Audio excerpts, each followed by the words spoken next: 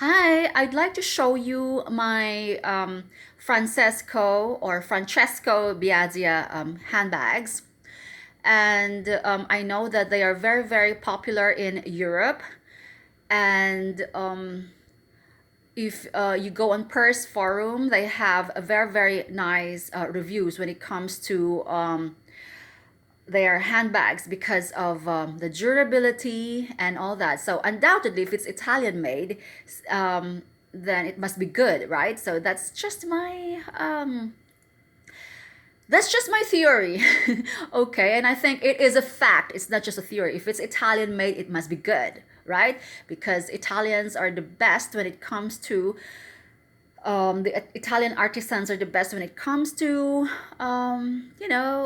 handbags. They're very, very well known, of course, France and all that. But when we talk about bags, we think of Italy first.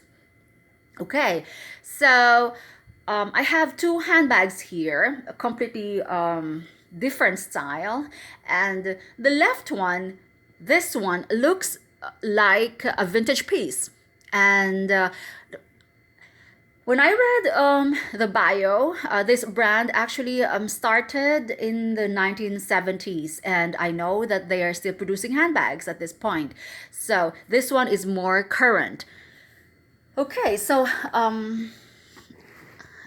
this was my very very first Francesco Biasia piece, and I didn't get it from the shop. I found it from a luxury consignment shop, and I like it because it doesn't display any brand, and I just love the texture. It's croc embossed and it's really really sturdy, and it has like an Hermes kind of vibe to it, like they are saddlebags. And I love the it's very very sturdy, and it's really really durable and well made. You know why I think of Hermes? Because of the letter H here, and it just says Francesco Biasia. And this is a very very well made bag, and I think this is a vintage piece because when I try to identify vintage pieces, I get to examine the interior of the bag. Okay, so this is yeah, the straps. I like it. It's like it's not mustard green. It's mustard yellow. It's kind of yellowish and brownish. Okay, so this has a flap. All right, and magnetic flap, and this is very very well made. All right, so this is it. I This is why I came to a conclusion that this is a vintage piece. It says Francesco Biaggia genuine leather made in Italy because of the interior. The interior is just perfect. You know, it's just look at that. And I have been using this handbag, and rain or shine, so you can scratch this, you can bump into things, you could wet this. It doesn't really matter. It's just made to last, and this is very, very, very, very nice. And yeah, because of the interior, that was a giveaway to me, and it was very, very clean when I bought it, and I love it. I love saddle bags, although I wear them as shoulder bags. Okay, so moving on to the next Francesco Biaggia. Okay, so this has a distressed look, and it's like cognac leather. And if you're familiar with the texture of Balenciagas,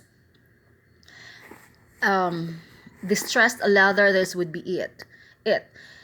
And I just love this okay, the hardware is brass, but I love the straps. Look at the straps. They're hand woven. No, it's like a cowboy style. it's it's like a Balenciaga-ish flare over there going on here. It's just very long. And okay, And this is the interior. So this is more current. You can just see it just has this monogrammed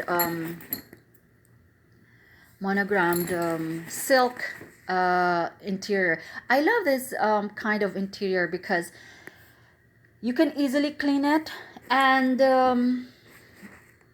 I like it. It just it doesn't feel cheap or whatever you call it.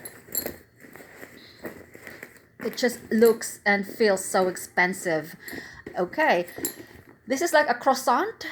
Is it croissant? Bag.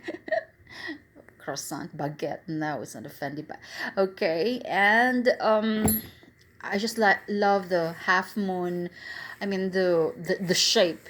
And as I've told you, this is not. I like handbags that are not very sensitive to the elements. Although I really, really baby my handbags. You know, after I use them, I empty it out. I put the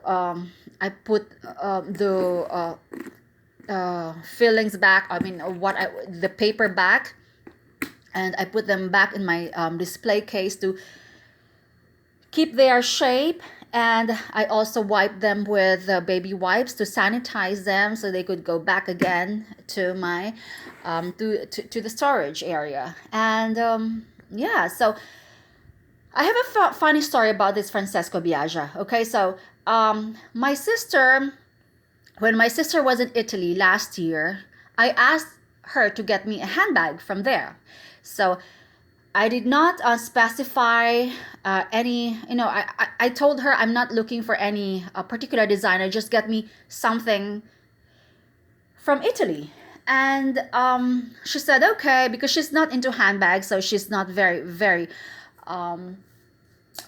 she doesn't know anything about, you know, the designers and all that. And she cannot identify leather from any material at all, or she doesn't know how to identify leather, period. So she walked into this shop and she asked, can you please help me get a leather bag for my sister? And the clerk told her, okay, these are all leather handbags, so which one do you want? So she got the mustard yellow. And then she told me that she didn't even read the name of the shop or whatever. She bought it for, I think, 400 euros. She told me it was 400 euros. And then when we were FaceTiming, she showed me it was a very yellow handbag.